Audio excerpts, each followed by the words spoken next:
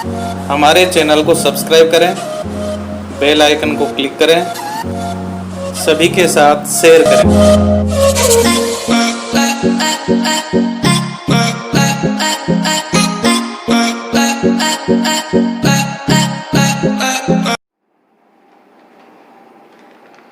नमस्ते, maths class में आप सबका फिर स्वागत है। समांतर श्रेणी को आगे बढ़ाते हुए अपन आज एग्जाम्पल जो ले रहे थे विविध प्रश्नमाला के, उसमें पहले अपने 2, 9 और 12 ये हो गया था। आज अपन इसमें ले रहे हैं क्वेश्चन नंबर 7। क्वेश्चन नंबर 7 जो है वो मैं यहाँ नोट कर रहा हूँ कि समांतर श्रेणी का प्रथम एवं अंतिम पद, प्रथम एवं अंतिम पद क्रमशः यानी लगातार 1 तथा 11 है, 1 तथा 11 है। यदि इसके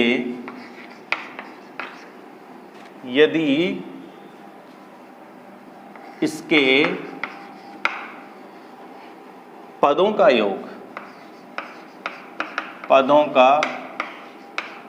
योग 36 है, 36, तो इसके पदों की संख्या ज्ञात कीजिए।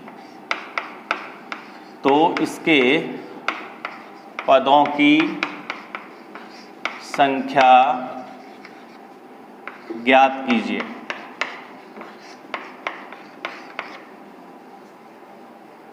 तो सबसे पहले तो अपन नोट करेंगे इसमें क्या दिया है, उसी क्रम में चलेंगे। प्रथम और अंतिम पद दिया है, तो देखिए प्रथम पद को अपन ए लिखते हैं, तो ए बराबर हमारे पास 1 है। अंतिम पद, और उसके लिए मैंने कहा था अंतिम पद को an तथा l दोनों लिखे जा सकते हैं। हर परिस्थिति में an l नहीं होता, लेकिन अगर अंतिम पद दिया है तो हम an को भी l लिख सकते हैं। ये 11 है। यदि इसके पदों का योग, यानी इसके अंदर n हमें पता नहीं है, लेकिन अगर इसके n पद लिए जाएं और उनका योग किया जाए तो वो आएगा 36, यानी Sn बराबर 36। तो देखिए हमारे पास an का मान भी है और Sn का मान भी है। n का मान निकालना है, a भी हमें दिया है। तो देखिए Sn का जो बड़ा फार्मूला हम काम में लेते हैं उसमें a, n और d की आवश्यकता है, और यदि छोटे सूत्र का प्रयोग करें यानी Sn बराबर n बटा 2 a प्लस l, तो इस सूत्र के लगभग मान हमारे पास हैं। देखो a हमारे पास है, अंतिम पद l ये भी हमारे पास है, n हमें ज्ञात करना है, और Sn यानी इसका योगफल 36 दिया हुआ है। इसका मतलब सबसे पहले क्वेश्चन नोट करके ये देख लें कि उसमें क्या दिया है, और जो फार्मूला हम काम में ले रहे हैं उसका पूरा उपयोग हो रहा है कि नहीं हो रहा, मान निकल जाएगा n का मान। तो देखिए अपन यहाँ शुरुआत करेंगे प्रश्नानुसार। Sn बराबर 36, छोटा फार्मूला काम में लेंगे n बटा 2 a प्लस l बराबर 36, या n बटा 2 a का मान 1 है प्लस l 11 बराबर 36, या n बटे 2 इंटू 11 और 1 ये हो गया 12 बराबर 36। 2 से 12 6 बार कट रहा है, या 6 को n से गुणा करेंगे तो 6n बराबर 36, यहाँ से n का मान निकाल लेंगे, या n बराबर होगा 36 बटे 6, काटेंगे तो यह आएगा 6। तो देखिए यदि हमें थोड़ा सा आइडिया हो जाता है कि कौन से मान दिए हैं, कौन से सूत्र में कितने मानों की आवश्यकता होती है, तो आप उस प्रकार से उसका थोड़ा सा मनन कर लें, या सूत्रों का थोड़ा सा चयन करके उसमें दिए गए मानों को रख करके एक बार सरसरी तौर से देख लें, तो फिर हल करने में कोई दिक्कत नहीं आती। तो ये हो गया आपका 7वां क्वेश्चन। अब लेते हैं देखो इसका अगला और क्वेश्चन। विविध प्रश्नमाला से मैं वही क्वेश्चन ले रहा हूं जो इम्पोर्टेंट है या फिर उसमें कोई नई बात बताई गई है।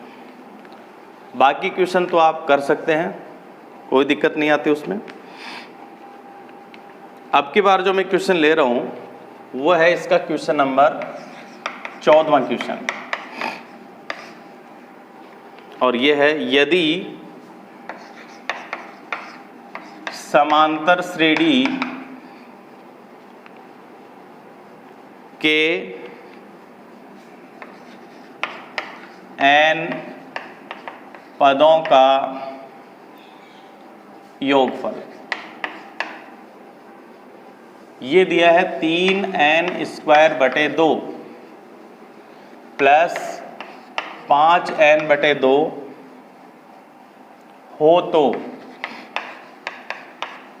इसका 25वां पद ज्ञात कीजिए।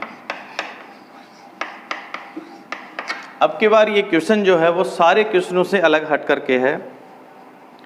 देखिए इसके अंदर हमें an नहीं दिया, समांतर श्रेणी के n पदों का योग दिया है।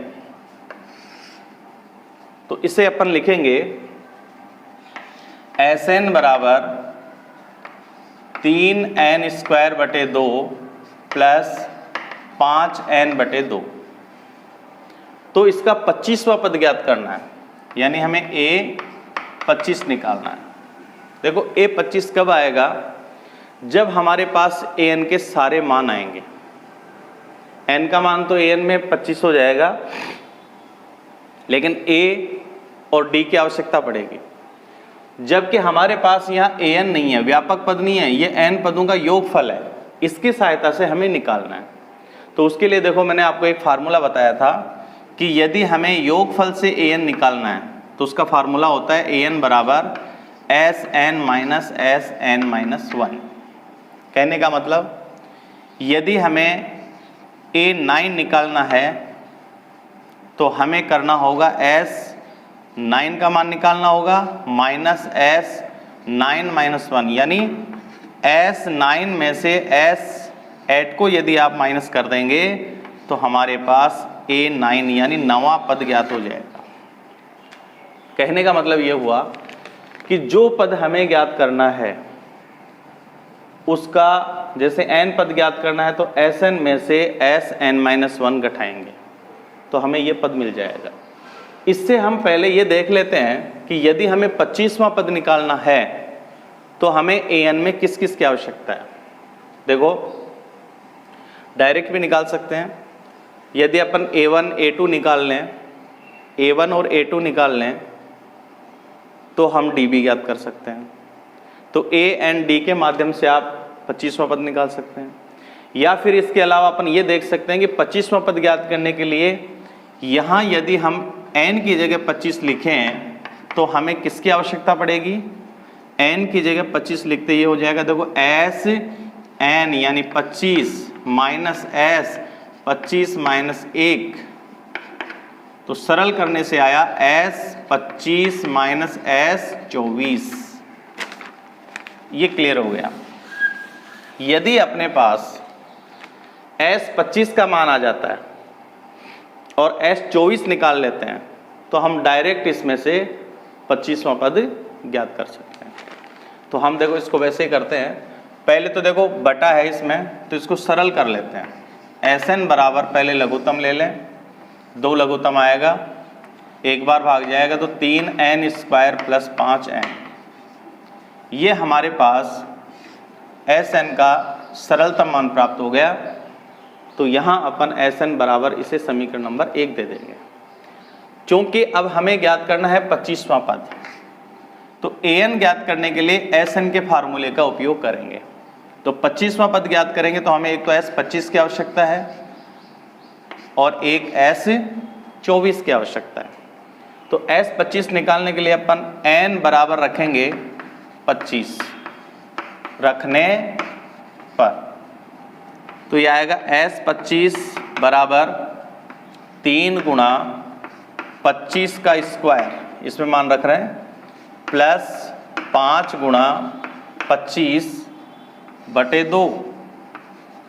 इसको यदि सरल किया जाएगा तो यह आएगा 3 गुणा 25 को 25 से गुणा करेंगे तो 25 25 625, प्लस 25 को 5 से गुणा करेंगे तो 25 पंजे 125 बटे 2। फिर थोड़ा सरल कर लें तो यह आएगा 5 × 15, हासिल की 1, 3 दूनी 6 1 7 और 36 18, 1875 प्लस 125 बटे 2। इसकी सहायता से हम S25 की गणना कर लेंगे। तो S25 बराबर हमारे पास आएगा 1175 में 125 जोड़ेंगे तो 5 × 5 10, हासिल की 1, 7 2 9 और 1 10, फिर हासिल की 1, 8 1 9 और 8 1 9 और 1 10, फिर हासिल की 1, तो ये 2 हो जाएगा, यानी ये आ गया 2000 बटे 2। जैसे ही 2 से ये काटेंगे तो ये 1000 बार कटेगा, यानी S25 का मान हमारे पास आ गया 1000। और अब हमें ज्ञात करना है, इसे मैं नंबर 2 दे देता हूं। अब हमें ज्ञात करना है इसमें S24। तो S24 के लिए n बराबर 24 रखेंगे। n बराबर 24 रखने पर तो समीकरण 1 में रखेंगे S24 बराबर 3 गुणा 24 का वर्ग प्लस 5 गुणा 24 बटे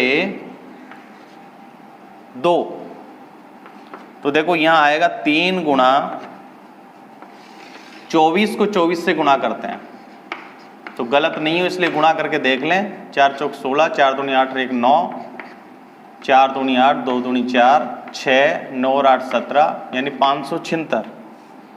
तो ये आएगा 576 प्लस 24 को 5 से गुणा करें तो 5 चौका 20, 5 दूनी 10 और 2 12, 120 बटे 2। अब इसको सरल कर लें। 3 से गुणा करेंगे तो 36 18, हासिल की 1, 7 3 21 1 22, हासिल की 2, 5 3 15 और 2 17, प्लस 120 बटे 2। इनको भी जोड़ लेते हैं तो हमारे पास S24 का मान प्राप्त हो जाएगा। यह आएगा 8, 2 और 2 4, 7 और 1 8, 1 बटे 2। 2 से इसे काट दीजिए, 2 9 18, 2 दूनी 4, 2 चौकी 8, यानी S24 का मान हमारे पास आ गया 924। इसे अपन 3 नंबर दे देते हैं। तो देखिए हमारे पास S25 भी आ गया, S24 भी आ गया। तो हम व्यापक पद an जो है वो हम डायरेक्ट Sn के पदों से निकाल सकते हैं। तो देखिए इसे मैं मिटा देता हूं। अब हमें A25 कैसे ज्ञात होगा? ये वो तरीका है जिसमें योगफल के n पदों के योगफल के फार्मूले से अपन डायरेक्ट an निकाल सकते हैं।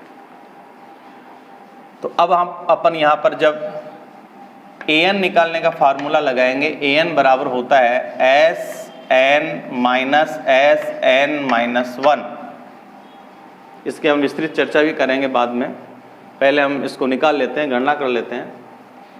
n की जगह 25 रखना है तो A25 बराबर होगा S25 माइनस S25 माइनस 1। तो ये हो गया S25 माइनस S24।